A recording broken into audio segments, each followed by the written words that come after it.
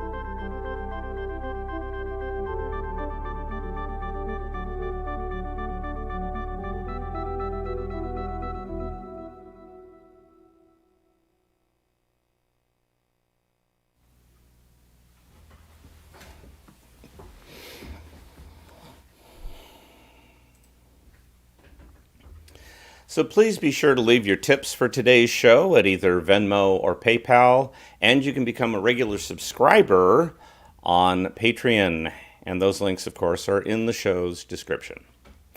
I first met our guest today, Donna Kay Yarborough, when she was touring with Sadie Bowman as the famous Haydell Sisters. That was Rogue Festival 2016.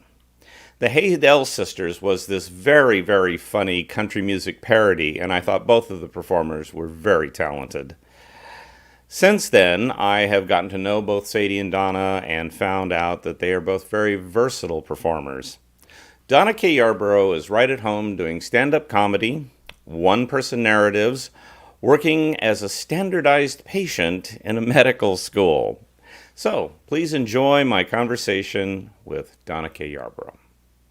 My guest today is writer-performer Donna Kay Yarborough. Donna, welcome to the show. Thanks for being here. Thanks for having me, Tony. I'm excited to do this. Great. Why don't you start by telling our viewers just a little bit about you, where you grew up, and when maybe you first got the performer bug? Sure. I am from Lake Jackson, Texas, which is south of Houston. Both of my parents are from Louisiana, and I grew up here in Lake Jackson.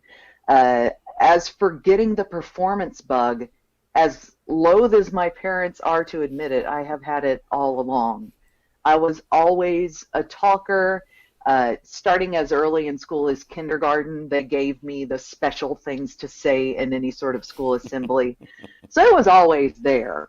My parents claim they don't know where they got it from, but my dad's a teacher and my mom started as a music major. So Okay.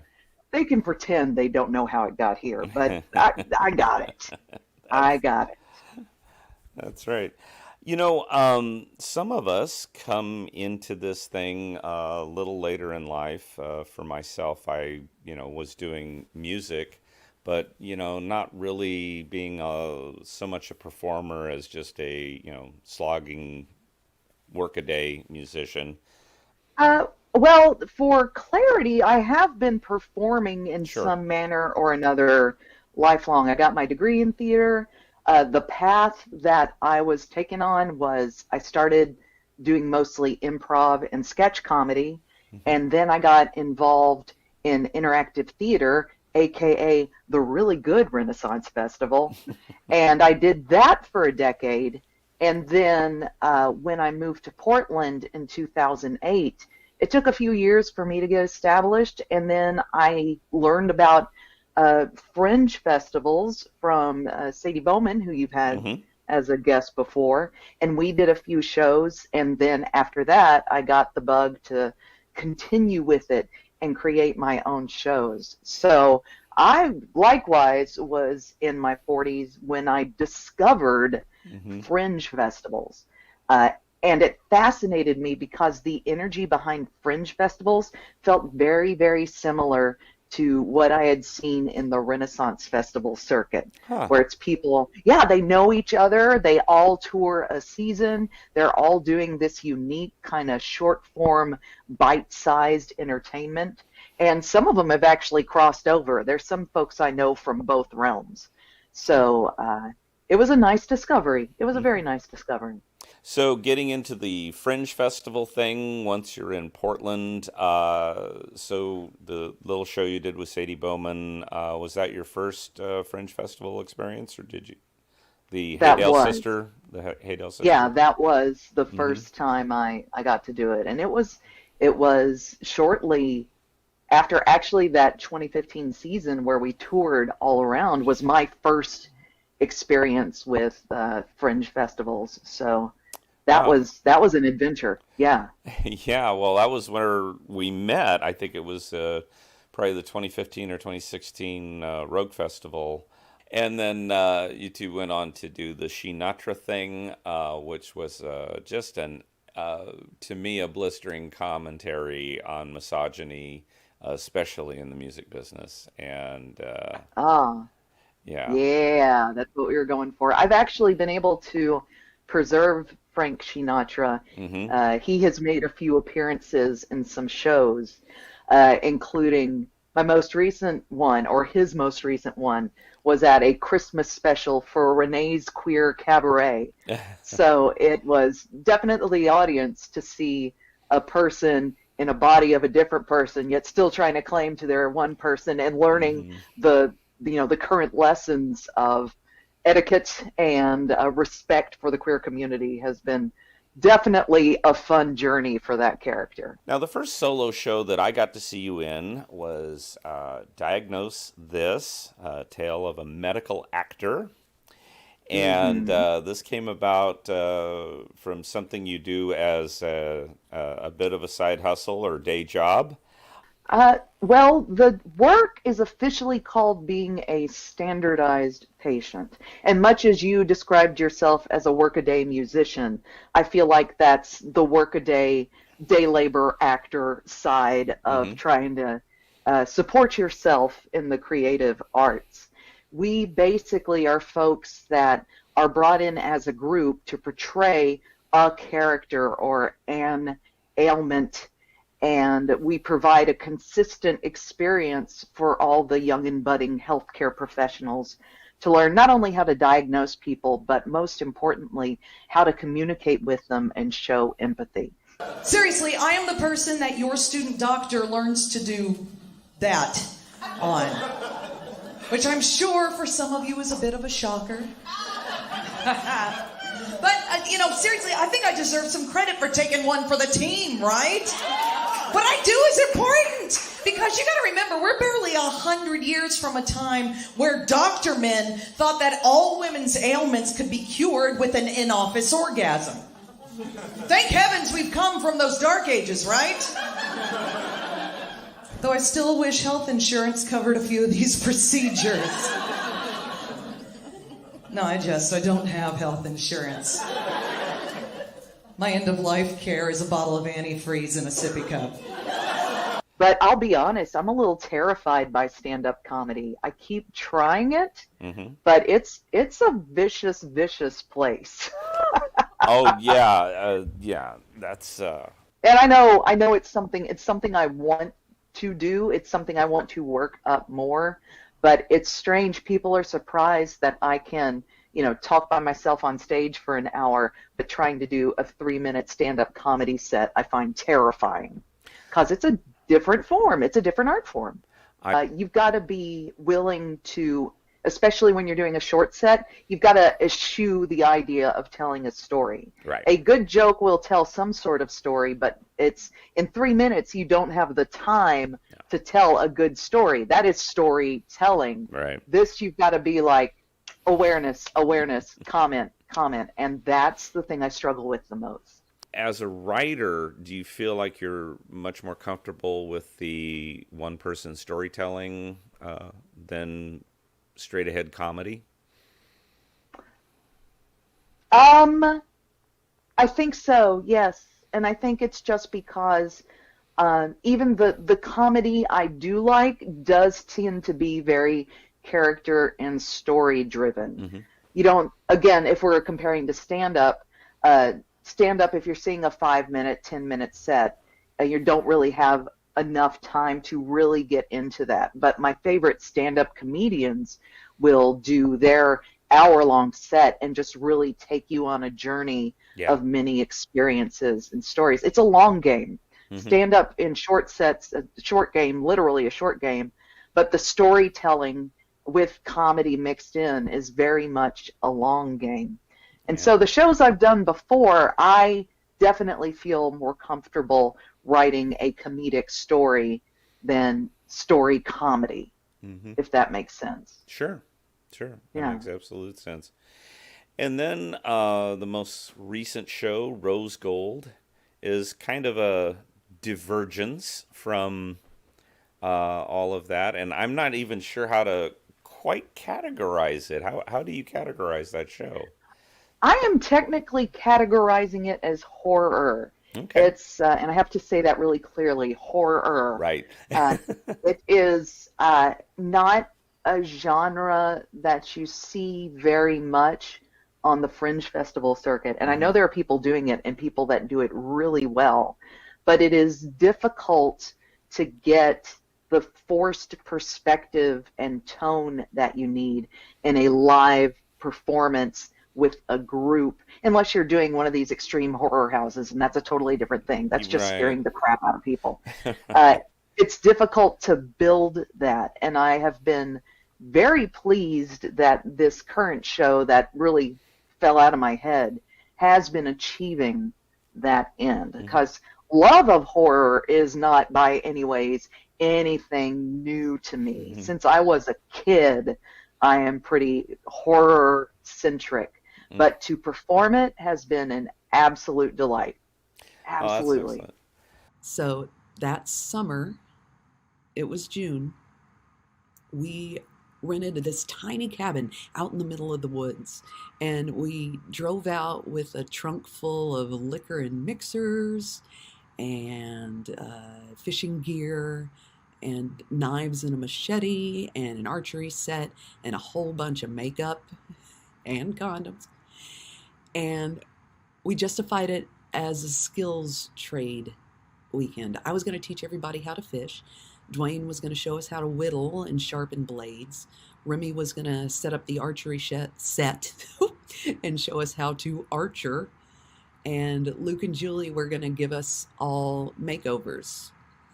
And we didn't have really any computer access or any cell phones, any nearby neighbors. It was just some adults out in the middle of nowhere pretending like we were at a preteen summer camp with booze and sex. On the way out there, we were joking that it was the great premise for the setup of a horror film. So we had to doubly make sure that none of us were virgins. With all that joking, we should have known better. For the story of Rose Gold, do you have any specific influences that you think played into how that came together? Definitely. And this is more life influence than genre influence. About the time that idea came to me, my father had just gone through quite a rough patch addressing his lifelong alcoholism. So watching that happen, and then some other things coming to light of just how deeply ingrained in our family mental illness is, even though because they grew up in the Deep South, it was never really addressed. That led to the creation of this show. And though it is fiction, it is very, very much true to my life experience in many ways. So, and I think that's part of the reason I made it, was to comment on all that. What was your first kind of inkling that maybe something was going on? First, it started with my mother, who I'm not going to go too deeply into, but you and I have had similar mother experiences, and I'm just going to leave it at that. That is definitely an element that has poisoned our family greatly. And then I felt like I was doing mainly okay. I knew I had a sense of depression, but I didn't know it. And then when I hit my early 40s, hormone changes, whatever it is, it's my depression just boom, just really, really amplified. And it was one of those things that I wanted to address it. I knew that I needed to go to therapy or to talk to a person, but when you are financially strapped and you come from a background that still looks as kind of a frivolous indulgence, I had put it off for a long time until I literally had a moment that I was like, this kind of thinking is going to destroy me. Like, this will lead to my death. And I know that you've probably experienced this too, because we both have been fairly open about mental health issues within the artistic work that we do. And I know that when I'm, especially the live performance, when I go into that over there, then that's where you see people, oh gosh, the audience gets real squirmy, and I know, well, I got to keep this short. Yeah. And try to make it positive. But Yeah, again, it's just something that's there. It's something that I think everybody deals with, either big or small. So moving forward, I know that you're wanting to develop more interactive stuff in your shows. Do you have any ideas that are kind of ruminating around on how you're going to do this post-pandemic? Yeah, the first one, actually, I'm going to get an opportunity to try out the in-person version of Rose Gold very soon. Hmm. I will be at a festival that I can't officially say yet, but Right. let's just say that there's no reason to make a choice between Han Solo or Lando Calrissian. Uh, So, oh, aren't I clever? But this show that I'm doing, which the version of it that's online is done as a virtual Alcoholics Anonymous meeting. Right. Um, this one in person, in the ideal setup, would be us in a very industrial style classroom, the audience very small and sitting in a circle Hmm. and going through this together. Oh, wow. Now, this story has less room for real loose interaction, like I would hope for, but Right. it is a start. Okay. You may remember a show I did back a while ago, which will not die, called Query the Crone, Right. which where I was the Appalachian herb or root witch kind of character. Hmm. And the goal of that, and it was difficult, but the goal of that was to create a space where everybody would come together. And some people just didn't get it. I got this review that like slammed, she did this and this and this. And I was like, those are all the things that are part of the show that I meant to do. Like, didn't even try to understand. But it was that same run that I hit the mark I hoped for. We were sitting in a circle, and I give people opportunities to speak up of their own.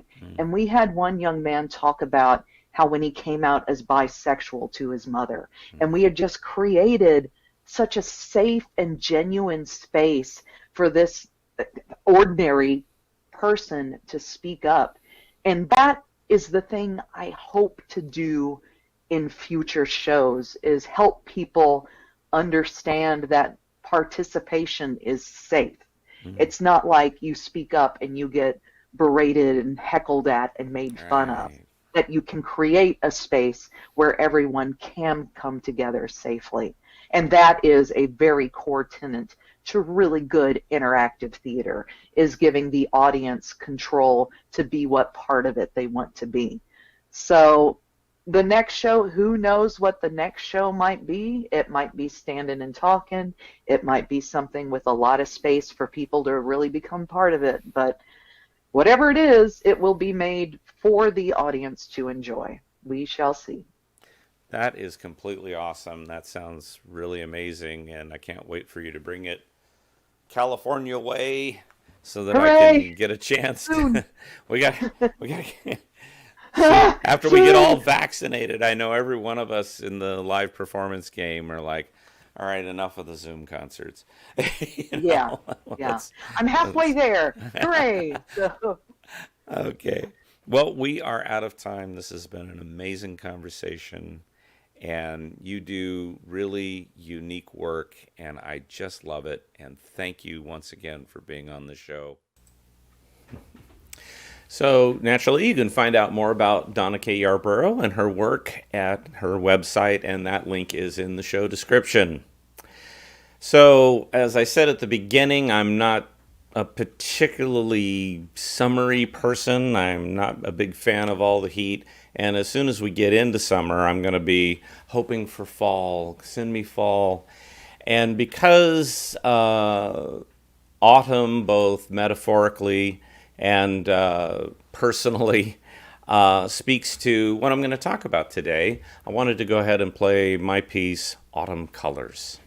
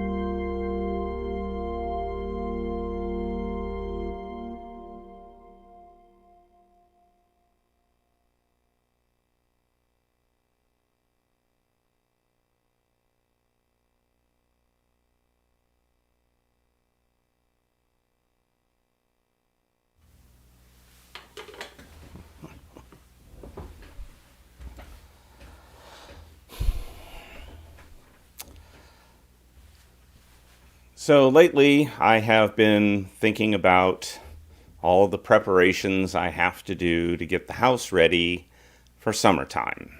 There are, of course, cooling systems that have to be checked into and all of that kind of thing. And I'm just not excited about summer. Fresno, where I have lived my entire life, is extremely hot in the summer. And surprisingly, not everybody who lives here has air conditioning. Many homes have evaporative coolers.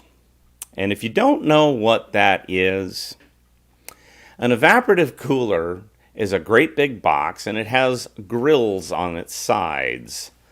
Those grills hold pads that are made out of shredded wood, special foam, or even expanded cardboard.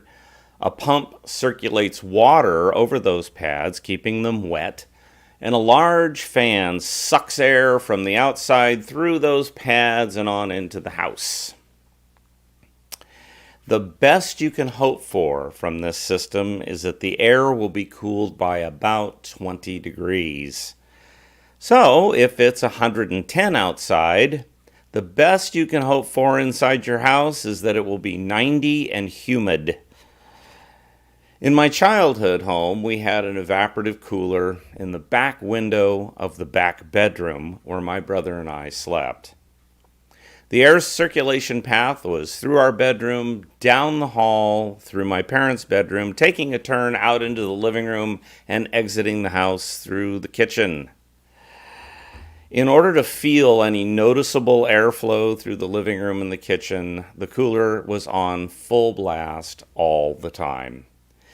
Basically, it was turned on in mid-May, and it didn't stop until late September.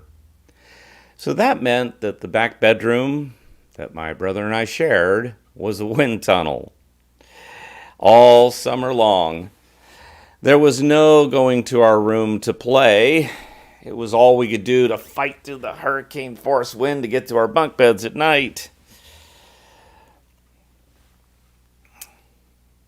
Needless to say, there was absolutely no privacy. Not only because I was sharing the room with my brother, but because we could never close the door. I was, however, quite industrious, and at my parents' house there was a garage that was at the back of the backyard, and it was well separated from the house. We did not park cars there because the garage was full from floor to roof with junk. There was only a small path to get through the junk over to the lawnmower. I managed to convince my parents to let me clean out and organize the garage in exchange for use of half the space. Now, this sort of gave me my own room, and I could shut the door, but it was hot as hell in there, so I had to find a way to cool the place down with, you guessed it, an evaporative cooler. So the garage became a wind tunnel just like the back bedroom, but it was my wind tunnel. As a kid, I felt like my life was running against the wind, both figuratively and literally. I wanted privacy very badly. Now, not because I was up to no good, although there was a fair amount of that. I wanted privacy so that I could explore my creativity freely without the constant and relentless criticism of my family. Most parents, whether for selfish reasons or loving reasons, want what's best for their children, and they are terrified of what might happen if their children make a bad decision. So most parents are loath to let their children wander into a creative life without massive resistance. My parents, like most parents, believed wholeheartedly in the whole safe job mythology. And even after my parents both lost their safe jobs, they still clung to the idea and spent the rest of their lives looking for that elusive, safe job. So no matter what I was doing, if it looked to them like I was just goofing off rather than preparing myself for a safe job, well, they would make my life miserable. My garage room was certainly not a panacea of privacy. The walls were just studs and clapboard that served to resonate whatever sound occurred inside. But it was some privacy, and I was able to get some work done without the negative input of my family. So that little bit of privacy I gained with my garage room brought me some of the peace and quiet that I needed to formulate and improve my creative skills. Now, at the same time, I had a friend who had a soundproofed basement in which to practice the drums. Now, I'm pretty sure his parents were not thinking of their son's privacy when they soundproofed the basement for his drum set. But I was jealous. And I still want that soundproof room of my own. There have been many chapters and seasons to my life. For me, a chapter kind of only denotes the period of time. The season, however, kind of defines what kind of chapter that part of my life was. Now, in my first chapter, I was Tony the church organist guy. That chapter had a wonderful spring and a summer, and then all of a sudden, it was winter. Chapter 2 of my life was spent figuring out what in the world was chapter 3 going to be all about. Chapters of life aren't as clean as the chapters in a book. Life chapters have transitions and overlaps. And right now, that "is it too late?" question really looms heavy on my mind. So I'm somewhat in the summer of chapter 2. I haven't fully embraced the autumn so that I can let go of all the remnants of chapter 2 that I do not want to carry with me into chapter 3. It'll take more time and soul searching and work before I can fully experience the autumn and winter of chapter 2 and move unencumbered fully into chapter 3. But one thing is for sure. Moving forward is not optional because you only live once. So please be sure to subscribe to my YouTube channel and be sure to like and comment on today's show. So for the closing music, every once in a while I just get a hankering for some of the great hymn tunes that I used to play in church. That was the one thing I always enjoyed about the church music experience, when I got to sit down at the organ and play a great hymn. Hearing a congregation singing a hymn while I'm playing is really a unique and powerful experience. One of the churches I worked at was one of these big cathedral-like places, and it just had seconds of rolling reverb. I was up in this high balcony, and so when I played the hymns, I could play them with gusto, and the congregation sang with gusto, and it was just a beautiful, beautiful noise inside that big stone wall church. So for today, I want to end with a couple of great old hymn tunes. This is Simple Gifts and National Hymn.